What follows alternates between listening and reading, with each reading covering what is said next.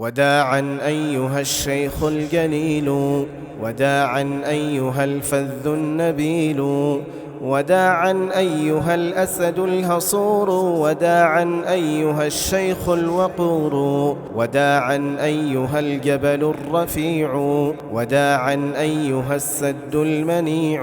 فكم أعمرت ركنا للشريعة، وكم قوضت من بدع شنيعا، فكنت لشرعة الرحمن نصرا، وكنت لديننا عزا وفخرا، وكنت الصادق المقدام فينا، وكنت لنهجنا حصنا أمينا. وكم خطت يمينك من كتابي، ينير الدرب يهدي للصواب، وكم كنت المقارع للخطوب، فأحييت الألوف من القلوب.